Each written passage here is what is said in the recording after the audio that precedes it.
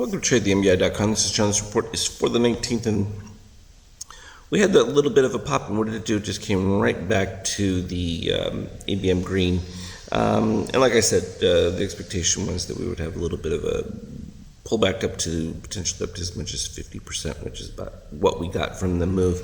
What was interesting about it is the buy signals that we saw in the 5K came in relatively regularly after an accumulation. Now, the problem with this is that we're still in a situation where, even though you have short-term buyers supporting things, not good looking. I mean, you'd have to have this orange dip all the way down to create a new buy.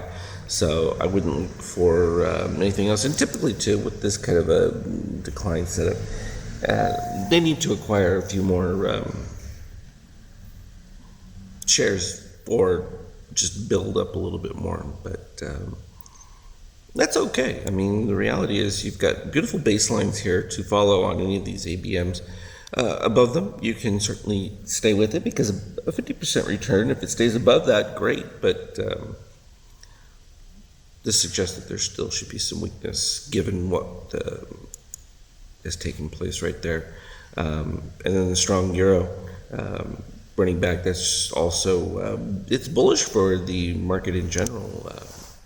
We'll see if it's sustainable that way, but we can see that we're completely overbought from the original secondary breakout point here, and most of that is just about the deteriorating situation in the U.S. as far as politics and whether or not anything's going to get done. And if nothing gets done, then the euro's got to climb because it's been beaten down in the expectation that the U.S. was going to be moving on stimulus of the economy compared to the EU. We can see bonds. And despite the fact that they keep jumping on that, it's just an indication as well that there's this belief that there is no growth and there won't be. So one of the two is going to have to change. Either the market's going to have to pull back to the concept that there isn't going to be, or the treasuries are going to fade, given the fact that inflation and or better yield is going to exist elsewhere. So go figure. At this particular point, the holdup on oil, again, we didn't see anything that was suggesting that this was going to run indefinitely or be sustained for a long period of time, but it's holding up pretty decent at this particular point. We're still rising red, and the orange has moved out of that gap between cyan and red, so that's actually fairly decent. I think what's good to point out too with this is that while we had a buy signal, we expect it to make a little bit of a move. We don't expect it to be sustained unless it can really punch through. Now, the shakeout's about to go positive, but likely what's going to happen is it's going to get up there for just a little bit and then fade out, and that's when we're going to see if we're already overbought, or if my key here would be to see us break into a new zone with the DOC red. Typically what you get is a lot of failures where they'll come up to like the 7.5 and start to roll over, or it'll come up to the 0 and start to roll over, and that's the exact point that you're getting ready for a nice decline. Gold filled back the positive extreme, not a shock, plus it got way outside the ABM range, but now it's moving in closer to it, so that's normalizing that factor. And here we go for the 5K. And let's just scroll back a little bit without blowing it up. So what we ended up with is the